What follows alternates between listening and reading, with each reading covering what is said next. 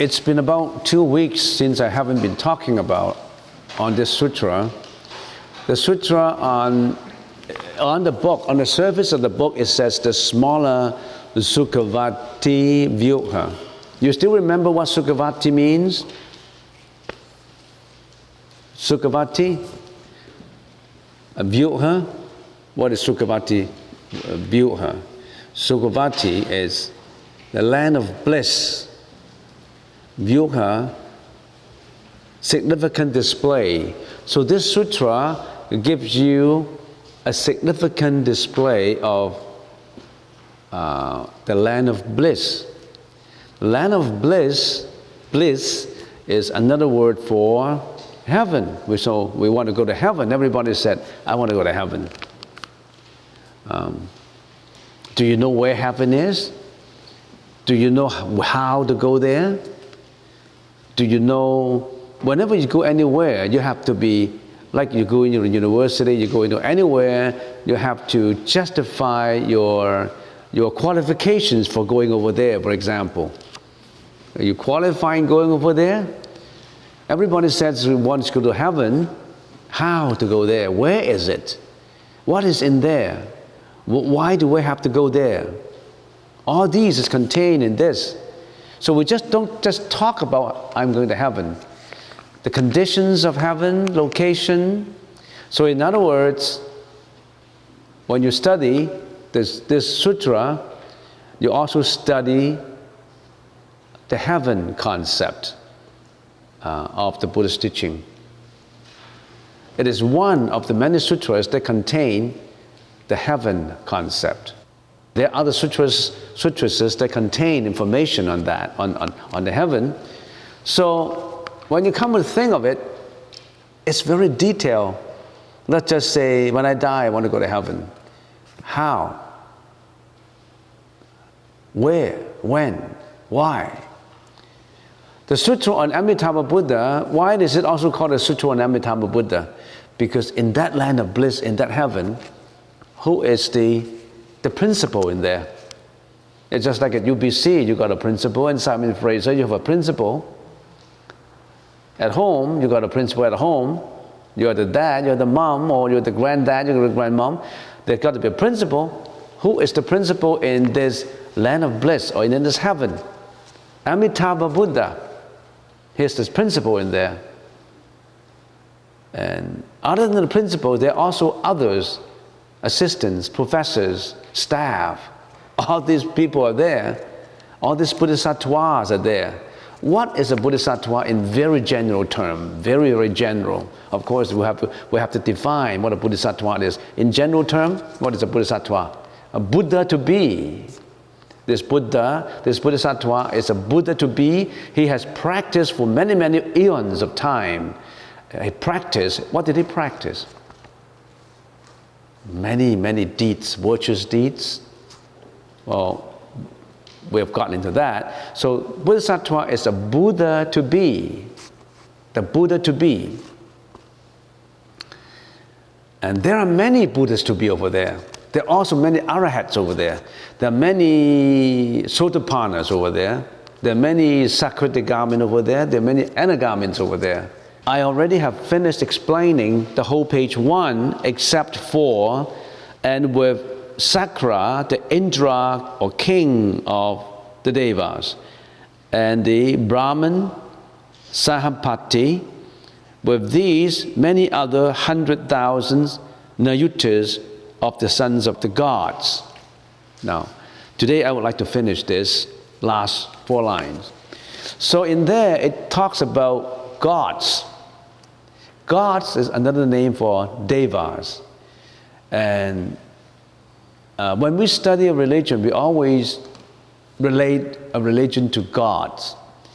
The Buddha said that there are many, many gods.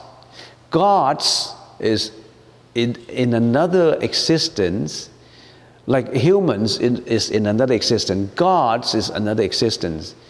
The gods are a higher level than us in terms of intelligence, in terms of happiness. They are free from suffering, but they still have to go through reincarnation because they really haven't achieved anuttara samya sambuddhi. They are just a higher level than us. So when you say, I believe in God, God created me, that's not the case in the Buddhist teaching. You're not created by God. You're not created by a creator. Then how do I come about? Why do I become what I am today? There's so many explanations on that.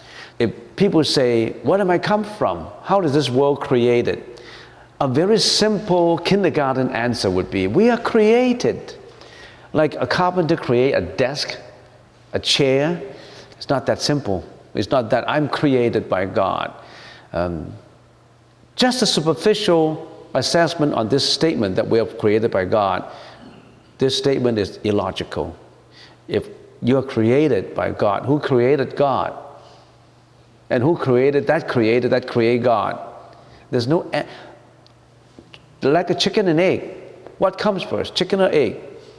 So there's no end to it. It's illogical. But anyway, we're not getting into that. We want to finish this page, 3 lines, so we carry on. Now we call it the last 3 lines, the first page talk about the congregation members. When the Buddha was talking on this sutra, there are many, many attendants who attended the Buddha's assembly, congregation, when the Buddha talked about the universe. This sutra also talk about this cosmology. What is cosmology? Cosmology, generally speaking, is the layout and development of the universe. Don't you have to understand the layout and development of the universe? Or just say, oh, the universe is created by God. That's simple. No. You got to understand its location. You're going to understand how is it developed. The first page talk about many, many levels of different existence of sentient beings attended the Buddha's congregation and listened to the Buddha's teaching. And I've gone through all those bodhisattvas and arahats. And now we come to there is also a king of devas. The king of devas is the ruler of Trimsa's heaven. There's 28 heavens, there's one of the heavens in there. And this king particularly, why did he attend the Buddhist congregations? Because he vowed to be a protector of Buddhism. He wants to protect Buddhism, the Buddhist teaching. He was once a Brahmin in Magadha, India. He cultivated the 10 virtuous deeds and was reborn in Triyamasastri heaven as his king. So he was one of the attendants. And he practiced the 10 virtuous deeds. Well, we should talk about the 10 virtuous deeds later. This is one of the attendants. Now, when we talk about, last time we talked about the cosmology of the universe, we have to understand how the universe was laid out in the whole galaxy. In other words, what are the different existences? It's worth getting back to this picture again. Existence is in 3 levels.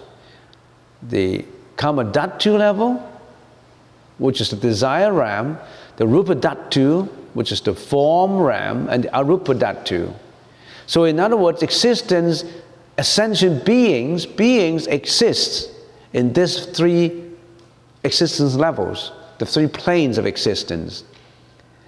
And right now, we are at the lowest level in here, desire realm. Beings in here differ in degree of happiness, but they are all other than Buddhas and Arahats under the domination of Mara and are bound by sensual desires which cause sufferings. In other words, in this world is full of suffering. This world is full of suffering. If you don't know, if you're denying suffering, you say, this world is all happiness. This world has no suffering. I mean, you should know better because you just open up the newspapers, you can see a lot of suffering, wars, catastrophes, natural disasters, you name them. So this world is a world of suffering. And this world is a world of desire. So when you talk about the Buddhist teaching, you have to introduce the concept of suffering of the world. So this desire realm, we are in the Kamadhatu, which is the desire realm. We have desires for wealth, for eating, for desire for sexual misconduct, and we have different desires. Because of these desires, because we want to fulfill these greedy desires, we by all means try to satisfy these desires. And in the process of trying to develop and satisfy these insatiable desires, we create karma. For example, I have the desire to possess. But right now, I don't have that ability. I don't have the money. So I want to possess by stealing. I want to steal. I want to break in. I just want possessions, but I'm poor. But I don't want to be poor. So you start to steal. So you are dominated by that greediness desire, and that desire has driven you to steal. Or you have that desire to commit sexual misconduct, to satisfy your sexual desire. Then you want to find an object of the sexual conduct, and sometimes you may not be able to find it. You may conduct criminal offenses like, you know what I mean, raping and injuries and all that will come out. So because of these desires, you want to satisfy your desires. Sometimes you want to satisfy desires by legal means, sometimes by illegal means. That's where we are staying. We're in this desire realm. But you've got to understand this concept very, very clearly. It will help you also to promote the Buddhist teaching. Or not just to say promote, you help to understand the world better. If people around you, they're always dominated with desires, and in the process of satisfying the desires, they hurt you or they hurt others, that you know that is a characteristic of this desire world. So we are in here. And this world has within this world, this desired realm, there's 3 paths of reincarnation, 3 categories of existence. Humans, you and I, we're humans. Human realm, we call it. We're in the desire realm. And then we have the animals realm. And what else? Maybe you can name them to me. I'll talk about it for a long time. Animals realm, humans realm, animals realm, what others?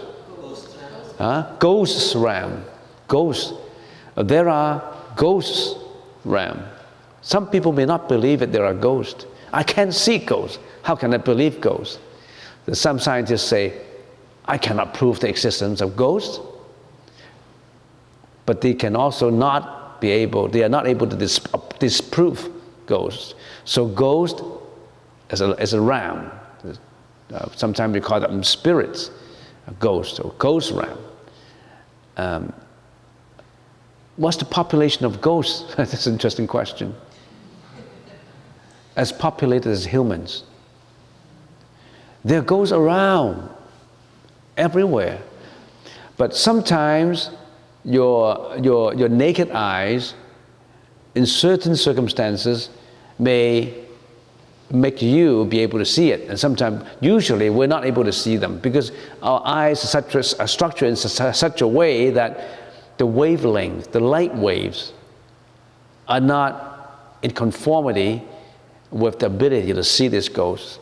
But sometimes some people were born with this kind of eyes that can see ghosts. I know at least 10 people who occasionally be able to see ghosts. And they tell me different stories about them.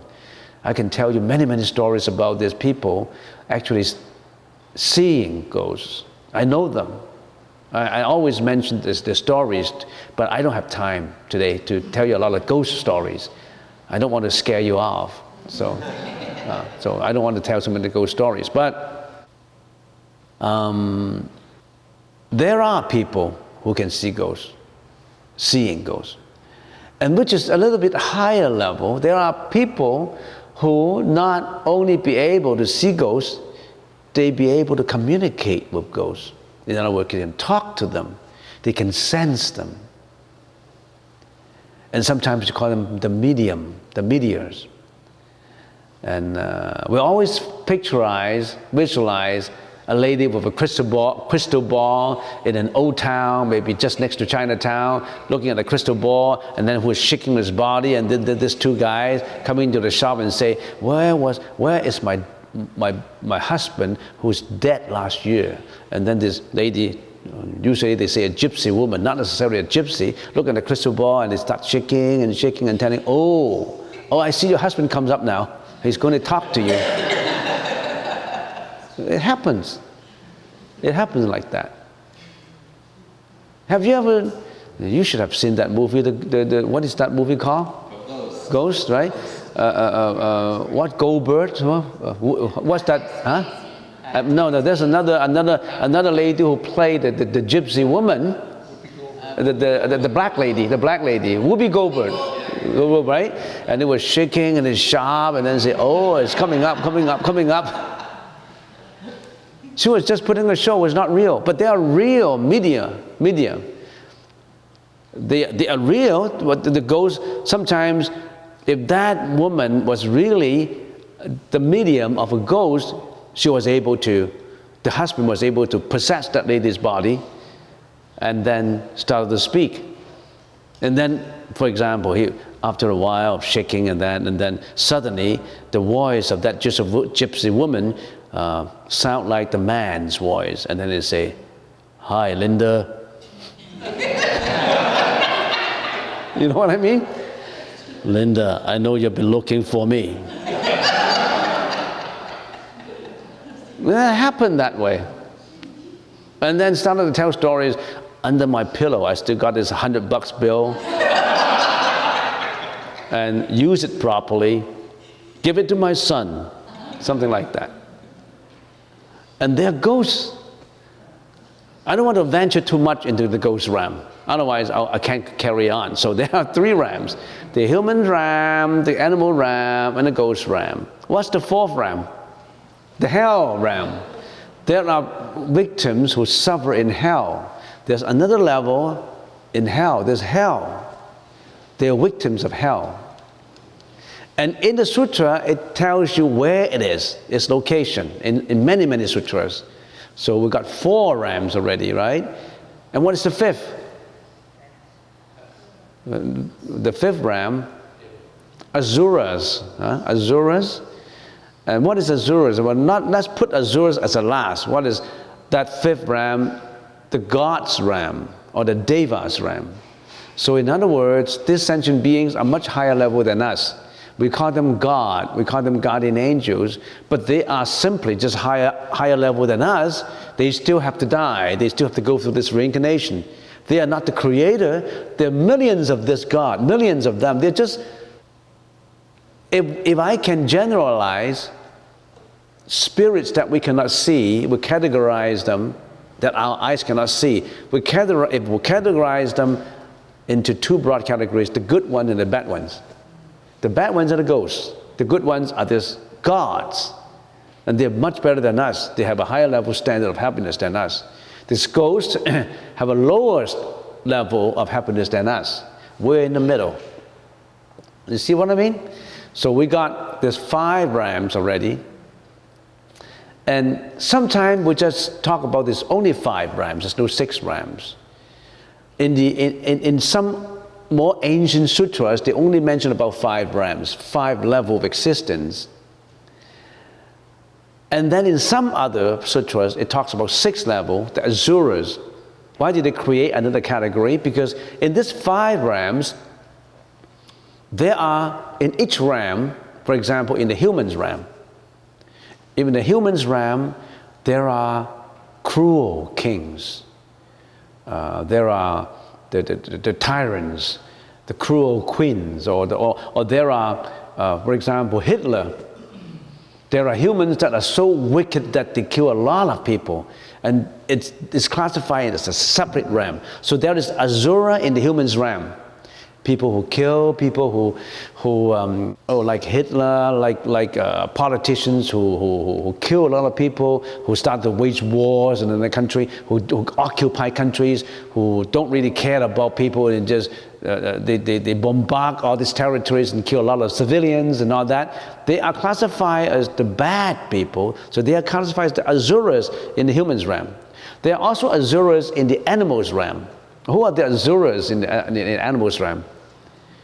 The lions, the cruel lions, the cruel tigers who attack the deers, who attack the tame little raccoons because they kill the crocodiles, all these cruel animals. The animals who are tame, the animals who are cruel, the cruel animals, we call them asuras. Asuras in the animals realm. And how about in the ghost realm? There are ghosts who are very kind, and there are ghosts who are very ferocious. There are ghosts who hurt people, who wanted to get substitutes for them. You know what I mean? They want people to substitute their suffering so that you come, okay, they're trying to make sure that you die and you take their position and they can be reincarnated in somewhere else. Okay, the ghosts, the asuras in the ghost realms too. And how about asuras in the hell realms? Even in the hell realms, there are asuras. So there is asura in every of these 5 realms, and sometimes people split it out and talk about a 6th realm. Asuras is the 6 realms. And how about asuras in the gods realm? Asuras in the gods realm, we call them the semi-god. They're always fighting with the guardian angels, and sometimes we call them that what? The devils, the maras. And in our pictures, in the books we read, we always visualize the guardian angel as a sweet guardian angel with wings, white wings and white guns. And also we visualize this asuras, this devil, as a mara who had long teeth coming out, who hold up a spear and look very ferocious. Now, these are the asuras in the devas realm, but they are very powerful too. They can dominate people. All right, so we have the 6 realms. All right, so in this desire realm, we have this 6 realms, and we call them the 6 paths of reincarnation. In other words, a human being die, and based on his karma, he could reincarnate into an animal. Who determined where he goes? God? No. Buddha? No. Who determines whether a person, after he dies, would say, for example, become a dog, for example, in the next life? What determines that? Your own action and your own behavior. We call it your own karma. When you are a human, you've been doing bad deeds all the time, you reincarnate into maybe a dog, an animal. So where you go, your karma determines where you go. All right, all this is in the desire realm. And you should ask another question. I know where the humans stay because I'm human. I stay in Canada, and the Orient people stay in the Orient, and they stay where they are in different countries. They have a location, right? They have a location. Animals, I know they have a location. My dog is back home, crocodiles in the lakes, and lions in the wood. All these animal realms, human realms, they have a location to stay, right? Then you ask, how about God? Where do they stay? Gods, there's different gods. Where do they stay? They stay in many places. There's 6 heavens in the desire realms, what I'll show you later in a different slide. Some of these gods also stay in the form realm. There's 18 heavens in here. And some of the gods stay in the higher level. There are 4 heavens here in the formless realm. The gods level is a very high level than us. Now the gods stay in the desire realm here. The lower realm is the lower level god. The higher level gods stay upper and upper and upper. We're not even God. We are humans, so we stay lower than God. You understand? So don't think that the God is the creator. The God also die. They are just higher level. They're higher level of cultivation than us. But this God, sometimes most gods are good. The asuras are bad. The gods will be able to help you if they can. So there are gods around, guardian angels around, who help humans. But there are also bodhisattvas around who help humans. But bodhisattvas, especially the higher level bodhisattvas, they are not guardian angels. They're much higher than guardian angels. In what way? Can you tell me in what way that a bodhisattva, an enlightened bodhisattva, or Buddha would be in a much higher level than gods? Because they're already out of this existence. They do not reincarnate. They're out. They're far out. They are much further beyond existence. The gods still have to exist in here. They still have to subject to their own karma. But the Buddha is free of all karma. They are in a different level. All right, just to give you a very simple explanation. But you really have to study more to know more about Buddha. All right, still talking about the desire realm. There's a lot more to talk about the desire realm. We've been talking about where God is. What is the locations for God? In the desire realm, there are 6 heavens, the lower level heavens, the higher level than us, of course. And their time concept and our time concept, there are many, many differences between heavens and where we're staying now. Let's talk about the time concept that they have. In the first heaven, one celestial day and night is equivalent to 50 years in here. In the second heaven, one day and night is equivalent to 100 years in here. So their time and our time are different. Is it logical? Of course, logical. The time in Hong Kong now is 16 hours ahead of us. Right now we are Saturday, they are Sunday. Anywhere you name, they have a time difference. So a heaven so far away, you think there's no time difference? There's hundreds of years of time difference, not just 16 hours. So there was a story that goes like this. There were 2 guys who practiced, were 2 monks who practiced the Buddha's teaching, and they wanted to verify something. And one monk said, one day we'll have to die. We're cultivating, we're always doing good deeds, and maybe we'll be reborn in good places.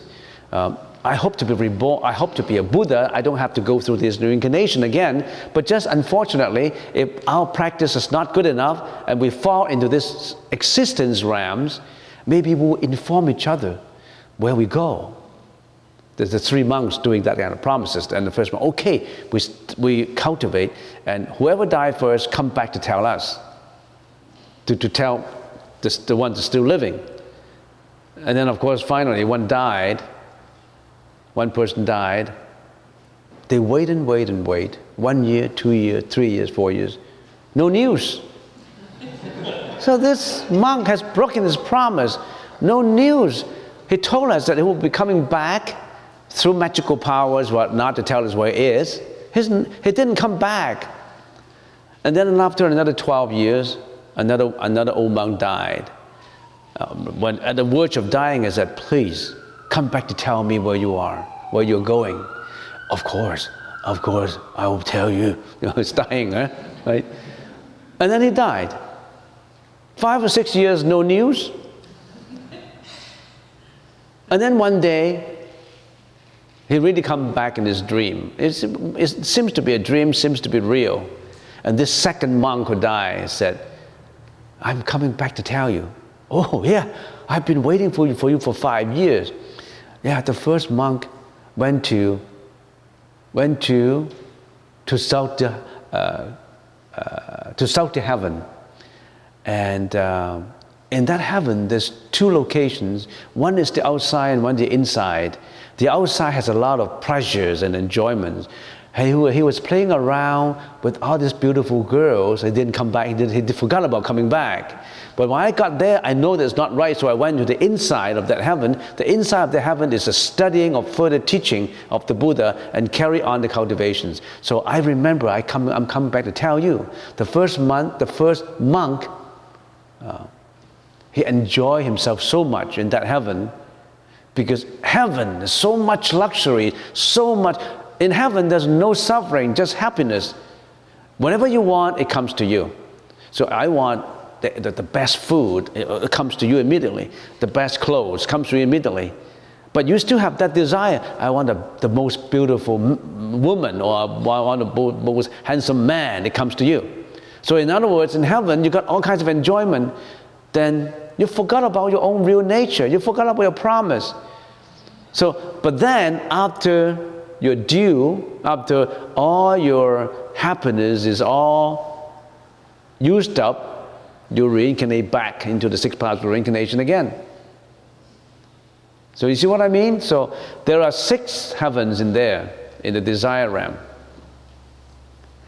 And also there's one thing I forgot to tell you. How come you came back 5 years later? How come it took you 5 years to come back? No, I went over there and opened my eyes and saw, oh, so beautiful. Oh no, I remember I got to go back there. It just seems to be here to be a fraction of time, but then it's 5 years to you, which is logical.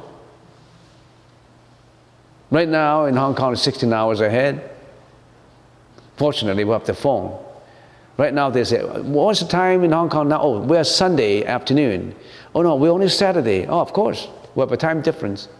Giving you an example, if someone goes to heaven and he remembered to come back and tell his relatives, he saw so beautiful, everything there, he could forget about it. I've been suffering in this world, and I open my eyes, I die my body, and then I open my eyes in this heaven. Wow, everything was so wonderful. He forgot about going back, telling the relatives. And once he remembers, it's already maybe 100 years. And all this, the mom and dad, the granddad, already dead. They don't know where he is. We are into this desire realm now. And remember, in here, in the desire realm, we have more suffering than happiness. Sometimes we have happiness, but we have sufferings. And whoever, does not matter where you are in this plane of existence, in this universe, you always have to die. Finally, you have to die. There's no exception. You and I. Anybody who does not have to die? Raise your hand. You may not want to die, but you must die. Imagine, one day we must die. Isn't that suffering? All right, so this is the desire realm, and Rupa Dhatu, there's 18 heavens in here, and there's a much higher happiness level than even the heavens in here. 18 of them. And there's no more desires in here, only form exists. Just to give you an example, they don't have any sexual desire. Sexual desire was a burden.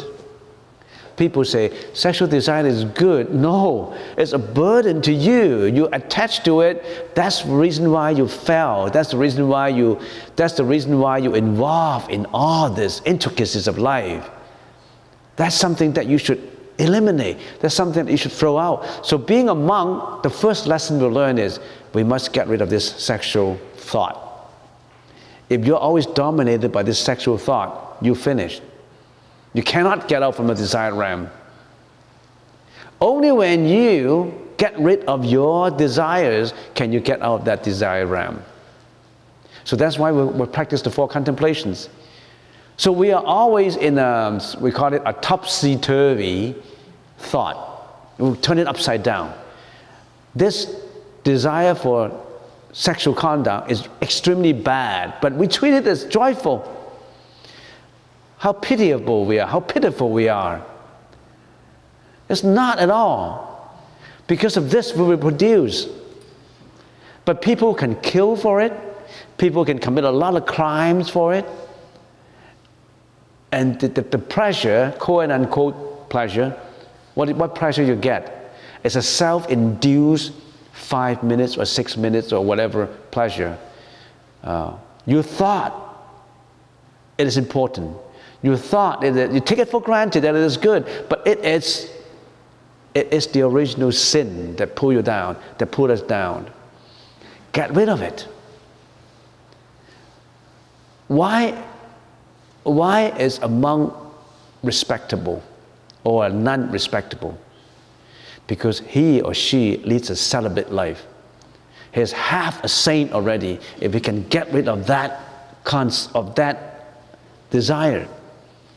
Even a monk, if he's not practicing contemplation of the body, he may look like a good monk, but he may not be good in here, in the purity of his mind. A monk has to practice impurity.